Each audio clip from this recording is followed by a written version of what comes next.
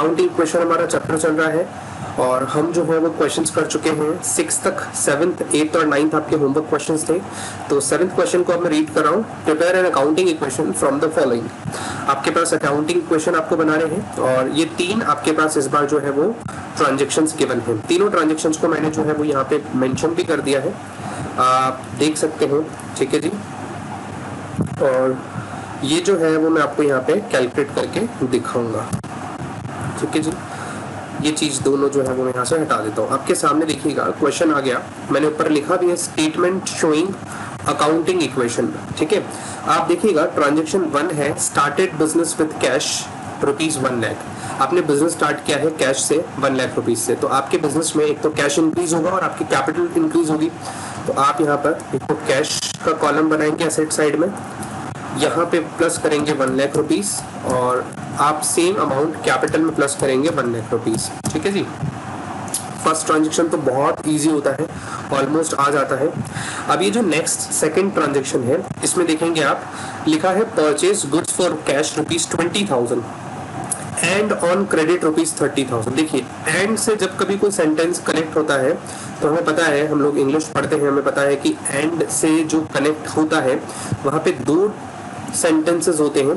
तो हम यहाँ पे 2 अलग अलग ट्रांजेक्शन्स में से जो है वो स्प्लिट कर रहे हैं। एंड से पहले वाला ट्रांजेक्शन अलग है और एंड के बाद वाला अलग है, दोनों को हम लोग इम्पैक्ट जो है वो एक साथ यहाँ पे नोट करने वाले हैं। तो एंड से पहले वाला जो ट्रांजेक्शन है उसमें लिखा परचेज गुड्स फॉर कैश ₹20,000। हमने कैश में गुड्स परचेज किया है 20,000 का, तो 20,000 का गुड्स मेरे पास आया, मतलब स्टॉक इंक्रीज हुआ और कैश मेरे पास से गया, है ना। बिजनेस में स्टॉक इंक्रीज हुए और कैश डिक्रीज हुआ, तो कैश में से तो हम कर देते हैं -20,000 -20,000 और गुड्स के लिए एक नया कॉलम बनता है असेट साइड में और वहां करते हैं हम लोग +20,000 स्टॉक में। ठीक है जी, यहां तक समझ आ गया। ये एंड से पहले वाले ट्रांजेक्शन का अकाउंटिंग इक्वेशन है, कैश रिड्यूस और स्टॉक इंक्रीजेस। एंड के बाद वाला जो ट्रांजेक्शन है ऑन क्रेडिट ₹30,000, मतलब हमने गुड्स परचेज किए हैं, कैश वाला तो हमने कर लिया, अब हमने क्रेडिट में परचेज किया 30,000 का। इट मींस इस बार हमारे पास स्टॉक तो आया बट कैश नहीं गया, हमारी लाइबिलिटीज बढ़ी, क्योंकि जिस पर्सन ने हमें गुड सप्लाई किया है वो हमारा क्रेडिटर ट्रीट होगा, क्योंकि उसने हमसे पैसे नहीं लिए, तो हमारे क्रेडिटर्स बढ़ जाएंगे, क्रेडिटर्स भी बढ़ेंगे और स्टॉक भी आएगा। तो स्टॉक में देखिए मैंने जहाँ 20 प्लस किया है वहीं पे 30 और प्लस कर रहा हूँ, क्योंकि 30,000 आया।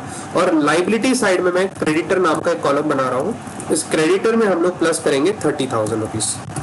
ठीक है जी, ये समझ आता है। तो आप देखेंगे अगेन इस वाले ट्रांजेक्शन को फिर से देखेंगे भाई, मैंने सबसे पहले जो है वो गुड्स हमने कैश में परचेज किया था 20,000 का, पहले उसे ट्रीट किया, 20,000 कैश में से -20,000 जो है वो स्टॉक में प्लस कर दिया। फिर हमने क्रेडिट पे 30,000 का गुड्स बाय किया, तो क्रेडिट पे बाय किया, स्टॉक तो आ गया 30,000 से और क्रेडिटर्स बढ़ गए 30,000 से, क्योंकि हमने क्रेडिट पे बाय किया।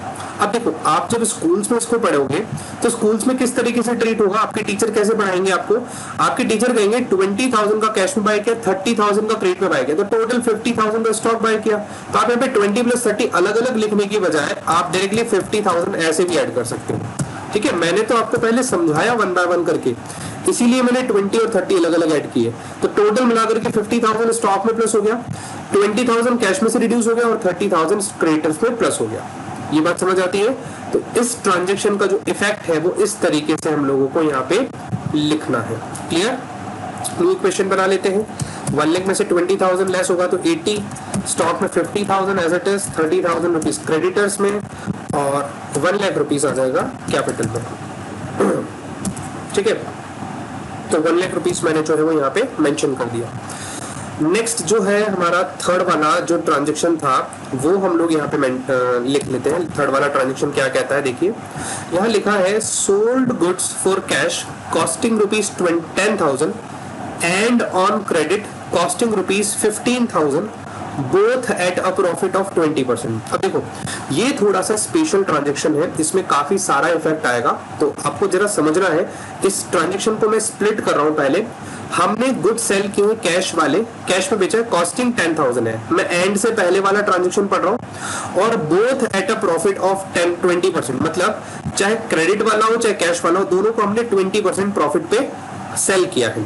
तो मैं पहले जो मैंने आपके सामने रेड कलर से बोल्ड किया ना, इसके ये इस ट्रांजेक्शन को पढ़ करके पहले इसका इफेक्ट कैलकुलेट कर रहा हूं। देखिए हमने गुड्स बेचे हैं कैश में, तो ऑब्वियस सी बात है हमारे पास कैश इंक्रीज होगा। कॉस्टिंग है 10,000 की। अब आपको देखो मैं यहाँ पे अलग से एक वर्किंग नोट बना रहा हूँ कि हम कैश सेल कितनी किए ये मुझे पता चले। तो यहाँ पर अगर आप देखोगे तो मैं यहाँ पे लिख रहा हूँ कि कैश में मैंने जो बेचा है वो है कॉस्टिंग, मेरे पास कॉस्टिंग इज इक्वल टू 10,000। अभी आपके पास जो आपने ये वाला रेड वाला आप जो बॉक्स पढ़ रहे हो, रेड वाला जो आपके पास इंक से लिखा है गुड्स आपने बेचे हो कॉस्टिंग 10,000 का 20% प्रॉफिट पे। तो हम जब बेचते हैं तो हम लोग सेलिंग प्राइस कैलकुलेट करते हैं। तो कॉस्टिंग 10,000 है, मुझे इस पे प्लस करना है प्रॉफिट। तो प्रॉफिट कितना होगा बेटा? प्रॉफिट आएगा 20% ऑफ 10,000, तो 2,000 रुपीज आ जाएगा। दिस इज 10,000 का 20%। ठीक है, 20% ऐसे निकलता है ना, 10,000 इंटू 20 डिवाइडेड बाय 100, तो 2,000 रुपीज का प्रॉफिट आ जाएगा। ठीक है जी। और इस पे सेलिंग प्राइस जो बनेगी बेटा, वो सेलिंग प्राइस बनेगी कॉस्ट प्लस प्रॉफिट करके, यानी 12,000 रुपीज कॉस्ट प्लस प्रॉफिट। यानी हमने क्या किया, 12,000 कैसे निकाला, 10,000 का तो कॉस्टिंग था प्लस 2,000 रुपीज प्रॉफिट का ऐड किया, तो 12,000 रुपीज का हमारा सेलिंग प्राइस बना। अगर आप ये जो मैंने आपके सामने अभी ये जो नोट बनाया है वर्किंग नोट, अगर आप इसको बहुत अच्छे से समझोगे तो आपको मैं इसका इफेक्ट यहाँ सामने समझा रहा हूँ। देखिएगा 10,000 की कॉस्टिंग का गुड्स बिका, तो जब स्टॉक हमारा सेल होता है तो हम कॉस्ट प्राइस से ही स्टॉक को रिड्यूस करेंगे, तो स्टॉक में से 10,000 रुपीज जो है वो माइनस होता है। क्लियर है? हमने 2,000 का प्रॉफिट अर्न किया, तो प्रॉफिट जो है वो कैपिटल में प्लस होता है, हमने ये भी पढ़ा था। और जो सेलिंग प्राइस है 12,000 रुपीज की, ये हमने कैश में रिसीव किया, हमने कैश में गुड्स बेचा था ना, कैश सेल्स, तो 12,000 रुपीज हमारे पास कैश में इंक्रीज हो गया। यहां तक पहले बताओ इतनी बात समझ आती है क्या? ये अभी इस थर्ड वाले ट्रांजेक्शन का फर्स्ट हाफ होता है, ठीक है, जिसमें मैंने sold goods for cash costing rupees 10,000 at a profit of 20%, ये वाले पॉइंट को मैंने क्लियर किया। यहां तक अगर कोई डाउट नहीं हो तो मैं आगे चलूं। देखिए फिर आगे लिखा है and on credit costing rupees 15,000। अब मैंने क्रेडिट पे जो है वो गुड्स बेचा है, 15,000 की कॉस्ट वाला गुड्स बेचा है at a profit of 20%। Again अब ये जो वापस बात आ रही है इस पे भी क्या आ रहा है, 20% प्रॉफिट की बात आ रही है। क्या आ रही है? 20% प्रॉफिट की बात। तो अब यहाँ पे इसकी क्रेडिट सेल वाले की कैलकुलेशन यहाँ करता हूँ कि कॉस्टिंग मेरा जो गुड्स है वो कितने का है। अब आप कहोगे सर 15,000 का है, ठीक है, ये 15,000 का जो गुड्स है,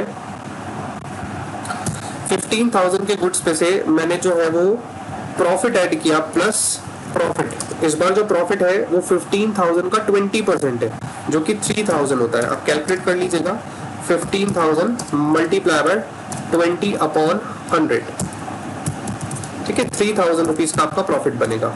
तो सेलिंग प्राइस कितनी आएगी इसके अकॉर्डिंग? इसके अकॉर्डिंग सेलिंग प्राइस आएगी, कॉस्ट प्लस प्रॉफिट मिला करके सेलिंग प्राइस होता है 18,000 रुपीज का मेरा सेलिंग प्राइस हो गया। 15 प्लस 3,000 रुपीज का प्रॉफिट, ठीक है, ये आपके सामने आ गया 18,000 का कैलकुलेशन। अभी मैंने जो पहले आपके सामने ये 12,000, 10,000 और 2,000 रखा था वो इस वाले वर्किंग नोट का था, ठीक है। अब जो हम लोग यहाँ पे रखेंगे ना, अब जो इसके बाद वाला जो ग्रीन कलर से मैंने बोल्ड किया है, इसको अगर मुझे इफेक्ट दिखाना है तो अब अगेन कॉस्टिंग 15,000 का गुड्स हमारा सेल हुआ, तो 15,000 रुपीज हम माइनस करेंगे स्टॉक में से, क्योंकि स्टॉक में से हम क्या माइनस करते हैं, जितने रुपए की कॉस्ट प्राइस का गुड्स सेल हुआ। प्रॉफिट हमें हुआ है 3,000 का, तो प्रॉफिट हम लोग 3,000 कैपिटल में प्लस करेंगे 3,000 रुपीज, और सेलिंग प्राइस हमारे पास 18,000 है। But again this 18,000 is a credit sales, credit पे हमने गुड्स बेचा। जब हम क्रेडिट पे गुड्स बेचते हैं तो वो कस्टमर हमारा डेटर ट्रीट होता है। क्या ट्रीट होता है? डेटर। तो अब ये डेटर में 18,000 रुपीज इंक्रीज हो जाएगा। ये जो 18,000 है ना, ये डेटर वाला अमाउंट। क्लियर है? तो अगर आप कहोगे तो मैं आपको जो है वो अलग अलग से बता देता हूँ कि किसका कौन सा वाला इफेक्ट है। ये जो मैं ग्रीन कलर से आपके सामने बोल्ड कर रहा हूँ, तो ये तो है इस सेकंड वाले का क्रेडिट सेल का इफेक्ट, और जो रेड कलर से मैं कर रहा हूँ वो है मेरे सामने फर्स्ट वाला इफेक्ट, ठीक है। ये रेड वाला मैंने ये फर्स्ट वाला इफेक्ट आपके सामने रख दिया। तो अब आप आराम से जज कर पाओगे कि कौन सा वाला जो ट्रीटमेंट है वो किस लाइन का है, ठीक है जी। अगर आपको ये बात समझ आ गई है तो मैं आगे बढ़ूँ। ये मेरा क्वेश्चन 7 कंप्लीट होता है। न्यू इक्वेशन हम लोग कंप्लीट कर लेते हैं। 92,000 का टोटल आ गया कैश में, कैश हमारे पास 92 आ गया। 50 में से 25 क्या, तो 25,000 का स्टॉक बचा, और डेटर मेरे पास 18,000 रुपीज आया, 30,000 रुपीज का क्रेडिटर्स है और 1,05,000 रुपीज से मेरा जो है वो कैपिटल आ गया। अब आप टोटल करके देख लीजिएगा, इन तीनों का टोटल और इन दोनों का टोटल इक्वल आएगा। इसका टोटल भी 135 बैठ रहा है और ये भी 135 का टोटल आ रहा है। आप आराम से टोटल करके देख लीजिएगा। क्लियर है? इस क्वेश्चन में अगर कोई डाउट हो तो बता दो बेटा। देखो मैं मानता हूँ ये जो थर्ड वाला पॉइंट है वो थोड़ा सा स्पेशल है। हाँ बिल्कुल बिल्कुल, ये थर्ड वाला स्पेशल पॉइंट है, मुझे पता है। इस थर्ड वाले पॉइंट में डाउट जरूर बनता है, ठीक है। आप इसको दो अलग अलग ट्रांजेक्शन ट्रीट करेंगे तो आपको डाउट नहीं आएगा। जैसे कि मैं आपको यहाँ पे स्प्लिट करके दिखा देता हूँ। मैंने लिखा है sold goods for cash costing ₹10,000 at a profit of 20%, ठीक है 20, और ये परसेंट का साइन मैं यहाँ पे मेंशन कर देता हूँ, ठीक है। तो ये वाला आपके सामने आ जाता है, ठीक है। तो आप जब इसको लिखोगे तो अब शायद अच्छे से समझ पाओ। और मैंने यहाँ पे फिर लिख दिया and on credit costing ₹15,000 at a profit of 20%। अब अगर मैं इसके ऐसे दो अलग अलग इफेक्ट बना दूं तो क्या आप इसको ट्रीट कर सकते हो? आप कहोगे बिल्कुल सर कर सकते हैं। क्यों कर सकते हैं? क्योंकि अब आपने इसको अलग अलग स्प्लिट करके लिख दिया। हाँ, मैं आगे वापस लिखता हूँ सोल्ड गुड्स और कर देते हैं इसके आगे, तो भी आ जाएगा आपको समझ में, ठीक है जी। तो इस तरीके से आपको इसका इफेक्ट जो है वो करना है, लिखना है, ठीक है। तो ये मैंने आपके सामने रख दिया है। ये 18,000 को भी नीचे रख देते हैं। अगर आप देखोगे ग्रीन वाले का जो ट्रीटमेंट है, ये ग्रीन वाला जो मैंने लिखा है वो है जो नीचे नीचे ग्रीन है, और जो रेड वाले का ट्रीटमेंट है वो कहाँ पर है? वो अपर वाली साइड में। आप देखो मैंने अपर वाली साइड में इनको रिकॉर्ड कर रखा है। क्या अब आप लोग कंफर्टेबल हैं? मैंने आप इसको दो अलग अलग ट्रांजेक्शन ट्रीट कर लें कि हमने गुड सेल किया कैश में, कॉस्टिंग 10,000, प्रॉफिट 20% का। तो हमने फर्स्ट तो इसमें लिखा 10,000 की कॉस्टिंग, 20% का प्रॉफिट, 10,000 पे कैलकुलेट किया 2,000, तो सेलिंग प्राइस आ गया 12,000। अब 10,000 की जो कॉस्ट है वो तो स्टॉक में से माइनस, 2,000 का जो प्रॉफिट है वो कैपिटल में प्लस, और जो 12,000 का सेलिंग प्राइस है वो कैश में प्लस, क्योंकि कैश में सेल किया था। अगेन हमने क्रेडिट पे भी सेल किया, कॉस्टिंग 15,000 का है, 15,000 की कॉस्ट है, इसलिए 15,000 रुपीज स्टॉक में से माइनस, इस पे 20% अगर हम लोग प्रॉफिट ऐड करेंगे तो 3,000 आ जाएगा, और सेलिंग प्राइस अगर हम देखेंगे तो दोनों का टोटल 18,000 आ जाएगा। तो 15,000 तो हमने कहाँ से लेस किया? स्टॉक में से, और प्रॉफिट में 3,000 रुपीज हमने प्लस कर दिया, ये प्रॉफिट आ गया 3,000 से प्लस, और सेलिंग प्राइस है 18,000, तो सेलिंग प्राइस हम लोग 18,000 रुपीज डेटर में प्लस करेंगे। क्यों? क्योंकि इस बार हम लोग क्रेडिट पे सेल किया है ना। जब क्रेडिट पे सेल होता है तो डेटर्स इंक्रीज होंगे, स्टॉक गया और मेरे डेटर्स बढ़े, मतलब जिन लोगों को मैंने गुड्स बेचा उनसे पैसा भी तो रिकवर करूंगा ना, तो उसे हम लोग डेटर कहते हैं, असेट में इंक्रीज हो जाएगा। और जब मैंने गुड्स बेचे और कैश इमीडिएटली रिसीव हो गया तो कैश में प्लस कर दिया और स्टॉक में से माइनस कर दिया, राइट। ओके, तो यहां तक कोई डाउट? अब देखिए क्वेश्चन, ये जो थर्ड नंबर वाला पॉइंट है इसकी प्रैक्टिस आपको घर पे करनी पड़ेगी, तभी आपको और क्लियर होगा। मैंने आपके सामने इसको स्प्लिट करके लिख दिया, इससे ज्यादा इजी हम इसको नहीं कर सकते, ठीक है। तो चलिए आगे चलते हैं। और ये जो कॉस्ट प्रॉफिट वाली कैलकुलेशन है ना, ये कोई रॉकेट साइंस नहीं है बेटा, ये आपको पहले ही 5th-6th क्लास में पढ़ा दी है। Cost plus profit equals to selling price होता है, तो मैंने कुछ न्यू नहीं किया है। आइए तो क्वेश्चन नंबर 8 स्टार्ट करते हैं। क्वेश्चन नंबर 8 में लगभग 7 ट्रांजेक्शंस हैं, ठीक है। इन 7 के 7 ट्रांजेक्शंस को मैंने जो है वो पहले नोट कर लिया है यहीं पे। तो आप देखेंगे मेरे पास यहाँ पे सारे ट्रांजेक्शन ऑलरेडी हैं, और 5 ट्रांजेक्शन तो यहाँ आ रहे हैं, और नेक्स्ट वाले 2 ट्रांजेक्शन जो होंगे वो नेक्स्ट पेज पे मैं ले जाऊंगा। तो आप देखेंगे नेक्स्ट पेज पे जो है वो मुझे इसको आगे कैरी करना पड़ेगा। तो आप देखिएगा हम लोग यहाँ पे आते हैं, मोहन फर्स्ट वाला पॉइंट पढ़ते हैं। आपके सामने जो फॉर्मेट है वो बिल्कुल वैसा ही है जैसे पहले हमने बना रखा है। तो फर्स्ट ट्रांजेक्शन है Mohan commences business with cash ₹50,000। सबसे इजी ट्रांजेक्शन है, कैश से बिजनेस स्टार्ट किया, बिजनेस में कैश इंक्रीज हुआ, तो कैश में आप कर देंगे प्लस ₹50,000 और कैपिटल में भी कर देंगे प्लस ₹50,000, ठीक है जी। नेक्स्ट है परचेज गुड्स फॉर कैश ₹30,000। हमने 30,000 में गुड्स परचेज किया। अब ये बहुत इजी वाला ट्रांजेक्शन है, गुड्स बाय किया, कैश गया और स्टॉक आया, तो कैश में से हम 30,000 माइनस कर रहे हैं, ठीक है। आपको इसको सिर्फ जनरल सेंस में सोचना है कि क्या आया और क्या गया। तो कैश तो गया और स्टॉक आया, तो स्टॉक में हम लोगों ने प्लस कर दिया 30,000 पे, राइट। पहले दो ट्रांजेक्शन होने के बाद हमें क्या बनाना होता है, न्यू इक्वेशन। तो 20,000 का कैश बचेगा, 50 में से 30 गया तो 30,000 का स्टॉक आ गया और 50,000 रुपीज जो है वो कैपिटल मेरे पास आ गया। अब नेक्स्ट अगेन थर्ड वाला point, purchase goods on credit rupees 20,000। अब मैंने क्रेडिट पे बाय किया, तो क्रेडिट पे जब बाय करते हैं स्टॉक तो आता है लेकिन कैश नहीं जाता। क्रेडिट पे बाय करने पे क्रेडिटर्स बढ़ते हैं, लाइबिलिटीज बढ़ती है। तो 20,000 रुपीज का स्टॉक मैंने प्लस कर दिया, ठीक है, 20,000 का मैंने स्टॉक प्लस कर दिया। और क्रेडिटर लाइबिलिटी साइड में मैंने एक कॉलम बनाया क्रेडिटर करके, उसे क्रेडिटर में हमने इंक्रीज कर दिया 20,000, ठीक है, क्योंकि हमारी लाइबिलिटी बढ़ गई, ठीक है। जैसे ही दो ट्रांजेक्शंस होते हैं, फर्स्ट टू ट्रांजेक्शंस, उसके बाद न्यू इक्वेशन बनता है, फिर हर एक के बाद न्यू इक्वेशन बनती है। तो यहाँ पे 20,000 का 20,000, क्योंकि यहाँ पे कोई वैल्यू नहीं है बीच में, ठीक है, तो 20,000 का 20,000 न्यू इक्वेशन में आ जाएगा और 30 प्लस 20 50,000 रुपीज स्टॉक में आ जाएगा, 20,000 रुपीज क्रेडिटर में आ जाएगा। क्रेडिटर का स्पेलिंग शायद मेरे से रॉन्ग हो गया, ये क्रेडिटर लिख दिया, ओके। नेक्स्ट 50,000 कैपिटल का कैपिटल में आ जाएगा, राइट।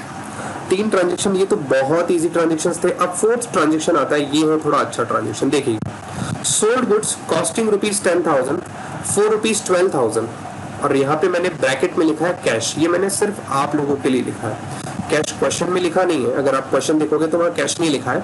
ऐसा है, हमने गुड्स बेचा है 10,000 की कॉस्ट वाला 12,000 में। अब क्वेश्चन में जब मेंशन नहीं है, ना तो किसी पर्सन का नेम मेंशन है और ना ही ये बताया कि कैश में बेचा है क्रेडिट में बेचा, तो हम क्या अज्यूम करेंगे कि ये कैश में सेल है, ठीक है। और क्योंकि ये कैश में सेल है, तो आप 10,000 रुपीज की जो कॉस्टिंग वाला गुड्स है वो आप बेचोगे, तो स्टॉक तो आपके पास से रिड्यूस हो जाएगा 10,000 से। कॉस्ट प्राइस से हमारे पास से स्टॉक रिड्यूस होगा, कॉस्ट प्राइस से हमारे पास से स्टॉक रिड्यूस होगा। नेक्स्ट 12,000 में हमने सेल किया है कैश में, तो हमारे पास कैश आएगा 12,000, तो प्लस कर देंगे कैश में 12,000। अब 10,000 की चीज जब हम 12,000 में सेल करते हैं तो 2,000 का हमारा प्रॉफिट, और वो प्रॉफिट कहाँ पे प्लस होगा, कैपिटल में, राइट। एक बार फिर देख लेते हैं, हमने गुड्स सेल किया है, कॉस्टिंग 10,000 है 12,000 में। अभी जो मैंने पीछे वाला क्वेश्चन में दो आपको स्प्लिट करवाया था ना, क्वेश्चन 7 में एक थर्ड वाला जो ट्रांजेक्शन था उसको दो पार्ट्स में स्प्लिट करवाया था, तो वो एक पार्ट ऐसा ही है कि हमने गुड्स बेचा है, कॉस्टिंग 10,000 है, 12,000 बेचा, तो बेटा वहां पे हमारे पास 20% प्रॉफिट दे रखा था। आई बात समझ में? तो हमने प्रॉफिट कैलकुलेट किया, तो जिस कॉस्ट प्राइस का गुड्स हमने सेल किया है वो कॉस्ट प्राइस तो हम स्टॉक में से लेस कर देंगे, स्टॉक में माइनस कर दिया 10,000, और कैश में सेल किया तो कैश में प्लस हो जाएगा 12,000, क्योंकि कैश इंक्रीज हो रहा है, और 10 की चीज 12 में बिक रही है तो 2,000 का प्रॉफिट आ रहा है, वो प्रॉफिट हमने कैपिटल में प्लस कर दिया, राइट। न्यू इक्वेशन बना लेते हैं, 32,000 रुपीज कैश, 40,000 रुपीज का स्टॉक, 20,000 रुपीज क्रेडिटर और 52,000 रुपीज की कैपिटल। नेक्स्ट फिफ्थ पॉइंट है, board furniture on credit rupees 22,000। अब हमने फर्नीचर बाय किया इस क्वेश्चन में क्रेडिट पे। फर्नीचर एक असेट है, असेट में हम एक नया कॉलम बनाएंगे फर्नीचर के नाम से। फर्नीचर में प्लस होगा 2,000 रुपीज, और हमने क्योंकि क्रेडिट पे बाय किया है, कैश गया नहीं, फर्नीचर तो आ गया हमारे पास और हमारी लाइबिलिटी भी बढ़ गई, तो लाइबिलिटी में 2,000 रुपीज प्लस हो जाएगा, ठीक है। ये असेट जब हम बाय करते हैं तो मैंने इसके ट्रांजेक्शन आपको समझाया था, याद होगा। फिर न्यू इक्वेशन बनाइए, 32,000 रुपीज, 40,000 रुपीज, 2,000 रुपीज, और इधर 20 और 22,000 रुपीज, इधर 52 का 52। सेम जो न्यू इक्वेशन है मैं एक बार इसे नेक्स्ट पेज पे अगेन लिख देता हूँ, ताकि मैं जब टोटलिंग करूंगा तो मेरे पास सामने होनी चाहिए, ठीक है। तो मैंने इसे यहाँ पे मेंशन कर दिया। अब 6 पॉइंट जो है वो आपके सामने आ गया, paid cash to a creditor rupees 15,000। अब आप अपने क्रेडिटर को पेमेंट कर रहे हो। क्रेडिटर कौन? जिनसे हमने क्रेडिट में गुड्स बाय किया। तो पेमेंट अगर हम वो करेंगे तो हमारे बिजनेस से कैश रिड्यूस होगा, तो सबसे पहले कैश में से 15,000 रुपीज माइनस। अब जिस पर्सन को आप पेमेंट कर रहे हो वो हमारे क्रेडिटर से, तो क्रेडिटर भी रिड्यूस हो जाएंगे क्योंकि आप उन्हें पेमेंट कर रहे हो और वो आपसे पैसे थोड़ी मांगेंगे, ठीक है। तो 15,000 रुपीज जो है वो कम हो जाएगा क्रेडिटर्स। तो 32 में से अगर मैं 15,000 लेस करूं तो 17,000 रुपीज तो कैश बचेगा, 40,000 का स्टॉक बचेगा, 2,000 का फर्नीचर बचेगा, और 22,000 के क्रेडिटर में से मैंने 15,000 के क्रेडिटर का पेमेंट कर दिया, तो 7,000 के क्रेडिटर्स बचेंगे और 52,000 का कैपिटल है ही, राइट। इजी था। 7th पॉइंट है, सैलरी पेड रुपीज 1,000। अब सैलरी आपके रेफरेंस के लिए मैंने यहाँ पे एक्सपेंस लिखा है कि सैलरी एक एक्सपेंस है, और एक्सपेंस जब आप पे करते हैं तो कैश भी माइनस और कैपिटल भी माइनस। और कोई ट्रीटमेंट नहीं होता। और आपका न्यू इक्वेशन अगर आप देखोगे तो माइनस करके 16,000, 40,000 स्टॉक, 2,000 रुपीज फर्नीचर और 7,000 रुपीज क्रेडिटर और 51,000 माइनस करके ये आ गया कैपिटल। ठीक है जी, राइट। ये हमारा जो क्वेश्चन है वो कंप्लीट होगा। ठीक है, फिफ्थ वाला पॉइंट एक बार फिर से आप पूछ रहे हैं कि सर फिफ्थ वाला फिर से बता दीजिए। देखिए फिफ्थ में फर्नीचर हमने बाय किया। बेटा फर्नीचर जब हम बाय करते हैं तो आप इसको परचेज की तरह ट्रीट ना करें, क्योंकि हम स्टॉक में परचेज प्लस नहीं करेंगे। हमने इसको किसमें, फर्नीचर का एक अलग सेपरेट कॉलम बनाया असेट साइड में, वहां पर ऐड किया 2,000 रुपीज, राइट।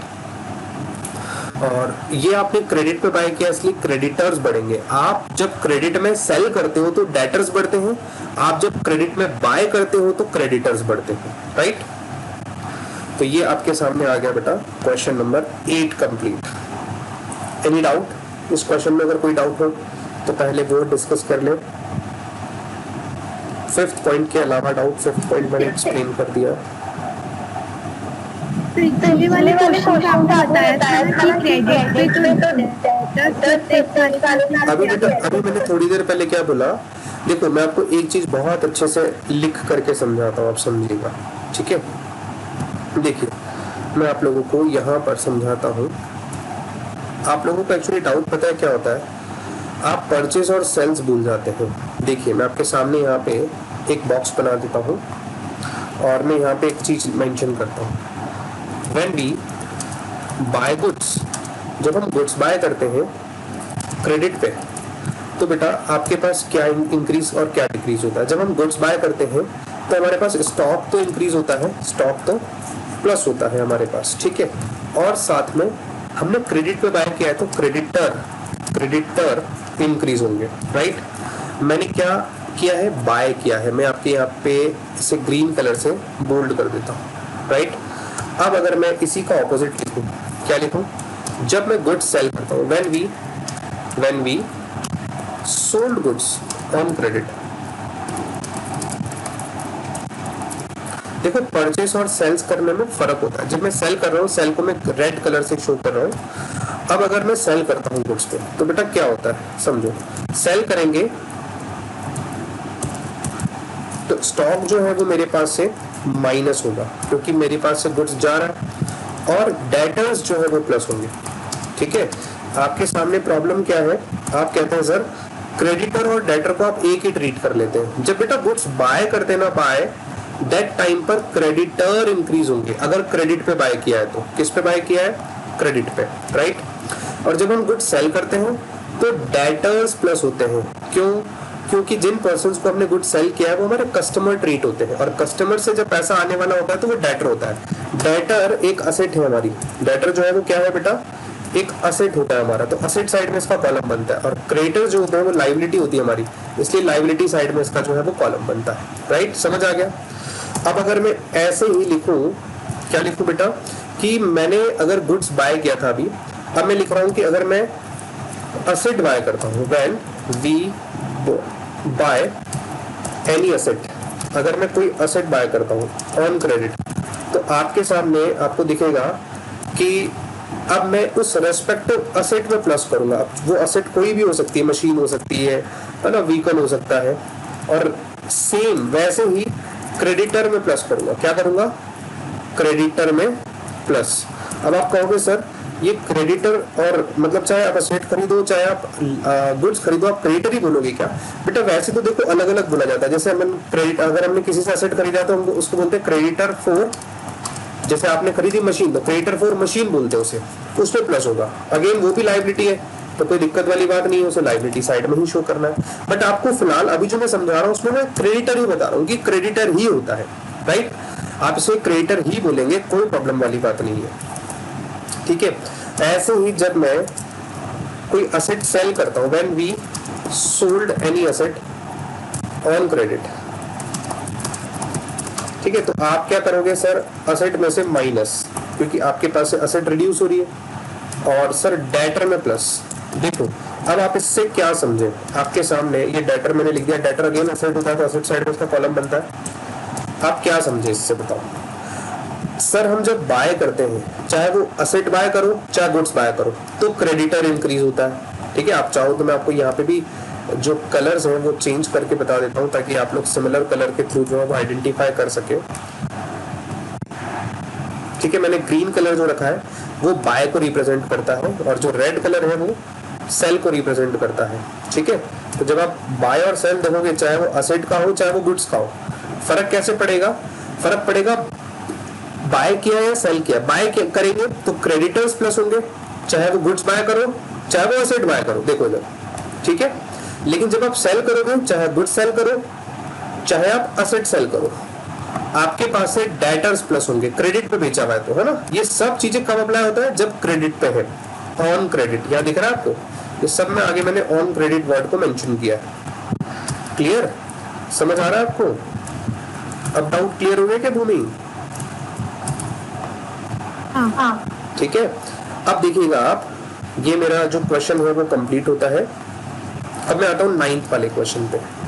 देखो बेटा, 9th वाले क्वेश्चन में अगेन 4 या 5 आपके सामने ट्रांजैक्शंस गिवन है। आपको अकाउंटिंग इक्वेशन बनाना है। मैंने सारे ट्रांजैक्शंस को ऑलरेडी जो है वो इसमें लिख रखा है, तो कोई दिक्कत वाली बात नहीं है। 5 ट्रांजैक्शंस हम लोग पढ़ रहे हैं। देखिए, लिखा है मैंने स्टार्टेड बिजनेस विद कैश ₹70,000। हमने बिजनेस स्टार्ट किया 70,000 से, तो पहले बिजनेस स्टार्ट करते हैं तो कैश में इंक्रीज 70,000 और कैपिटल में इंक्रीज। ठीक है, ये चीज तो हम लोग समझ चुके हैं, कई बार आ चुका है। अब हमारे पास आया क्रेडिट परचेस ऑफ गुड्स 18,000। आ गया वापस क्रेडिट परचेस, हमने क्रेडिट पे परचेस किया। अभी मैंने समझाया था, क्या समझाया था? देखो, अगर हम बाय करते हैं बाय, तो क्रेडिटर्स बढ़ते हैं। देखो इधर क्रेडिटर्स बढ़ाया मैंने। तो अब इस क्वेश्चन में भी मैं क्या करूंगा? 18,000 के गुड्स बाय किए ना, एक तो स्टॉक बढ़ेगा और एक लायबिलिटी साइड में मेरे क्रेडिटर्स बढ़ेंगे। तो स्टॉक में मैं 18,000 प्लस कर रहा हूँ क्योंकि स्टॉक इंक्रीज हो रहा है, और वैसे ही 18,000 रुपीज में क्रेडिटर में प्लस कर रहा हूँ। ठीक है, क्योंकि मेरे क्रेडिटर्स बढ़ेंगे। टोटल 70,000, 18,000 रुपीज का स्टॉक आ गया और क्रेडिटर आ गया 18,000 से, और 70,000 से अगेन कैपिटल आ गई। अब थर्ड वाला जो पेमेंट है वो थोड़ा सा थर्ड वाला जो ट्रांजेक्शन है वो थोड़ा सा इंटरेस्टिंग है बेटा, बड़े ध्यान से समझ रहा हूँ। Payment made to creditors in full settlement ₹17,500। अब यहाँ पे आप देखोगे मैंने एक फुल सेटलमेंट वर्ड को जो है वो रेड कलर से बोल्ड किया है। क्या क्या मतलब है फुल सेटलमेंट का? आप देखो क्रेडिटर्स कितने रुपए मांगता था। अब मैं इससे जस्ट अपर वाली साइड में जाकर के देखूंगा तो मेरे पास क्रेडिटर जो है वो न्यू इक्वेशन में 18,000 के पड़े। अब मैं 18,000 के क्रेडिटर को 17,500 फुल सेटलमेंट में दे रहा हूँ। फुल सेटलमेंट का मतलब क्या है कि वो बंदा मांगता मेरे से 18,000 है, बट मैं उसे उसके साथ बातचीत करके 17,500 उसे फाइनल पेमेंट कर रहा हूँ। तो इससे क्या होगा? 500 रुपीज का हमें बेनिफिट मिलेगा। 500 रुपीज हमें कम पे करने पड़ेंगे। आई बात समझ में? तो क्योंकि हम लोग पेमेंट कर रहे हैं, पेमेंट मतलब कैश रिड्यूस हो रहा है, तो कैश तो हमारे पास से जा रहा है 17,500 से, राइट। क्रेडिटर्स हमारे पास से 18,000 से रिड्यूस हो रहे हैं, 18,000 से। ठीक है, क्योंकि सारे के सारे क्रेडिटर्स अब वो पेमेंट नहीं मांगेंगे। पूरे 18,000 से डाउन हो रहा है क्रेडिटर, हमारी जेब से 17,500 ही लग रहा है, और 500 का जो है वो हमें प्रॉफिट हो रहा है, वो प्रॉफिट हम लोग कैपिटल में प्लस करेंगे। ठीक है, ये आपके लिए अगेन न्यू था, ट्रांजैक्शन अभी तक नहीं आया था, तो ये बात आपको समझनी है। ये बात मैंने आपको समझाई भी थी, बताओ कहाँ? जब मैंने आपको पढ़ाया था, अगर आप किसी लाइबिलिटी का पेमेंट करते हो डिस्काउंट पे, मैंने वहां पे 4,000 और 3,900 का एग्जांपल लिया था कि क्रेडिटर था जो आपसे 4,000 रुपीज मांगता है, आप उसे 3,900 रुपीज फुल सेटलमेंट में दे दो। तो मैंने वहां पे वही किया था कि 3,900 कैश में से रिड्यूस किया था, 4,000 रुपीज क्रेडिटर्स में से माइनस किया था, और कैपिटल में 100 रुपीज प्लस किया था। कब पढ़ाया था बेटा ये मैंने? जब मैंने स्पेशल ट्रांजेक्शन पढ़ाया था ना एपिसोड 2 में, इस चैप्टर के, वहां पे। क्लियर? आ जाइए जरा, इसका न्यू इक्वेशन बनाते हैं। 60, 60, 53, 53, 52,500 रुपीज। इधर 18,000 रुपीज ही आएगा, इधर जीरो हो जाएगा, और इधर आ जाएगा 70,500, राइट। अगेन आ गया purchase of machine for cash 20,000। अब आपने कैश में बाय किया है तो डेटर क्रेडिटर का रोल ही नहीं है। जब आप कैश में बाय करते हो तो डेटर क्रेडिटर का रोल नहीं होता। कब रोल होता है? जब आप क्रेडिट पे बाय करते हो। आपने कैश पे बाय किया मशीन 20,000 का, तो मशीन में से कैश में से 20,000 माइनस हो गया, और आपने एक नई मशीन बाय की, तो मशीन नाम की एक असेट आपके सामने आ जाएगी। मशीन में आप प्लस कर देंगे 20,000, क्योंकि एक न्यू असेट क्रिएट हो रहा है, राइट।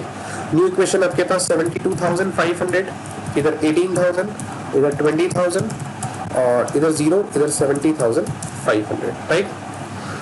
यहां तक क्लियर है? Next last point, depreciation on machine ₹2000, हमने डेप्रिसिएशन मशीन पे जो है वो लगाया। डेप्रिसिएशन मतलब असेट को जब हम यूज करते हैं तो उसकी वैल्यू में जो डाउनफॉल आता है उसे हम लोग अकाउंटेंसी में डेप्रिसिएशन कहते हैं। और डेप्रिसिएशन से हमारी असेट की वैल्यू एक तो डाउन होगी तो असेट तो माइनस, और ये एक एक्सपेंसिव कैपिटल माइनस।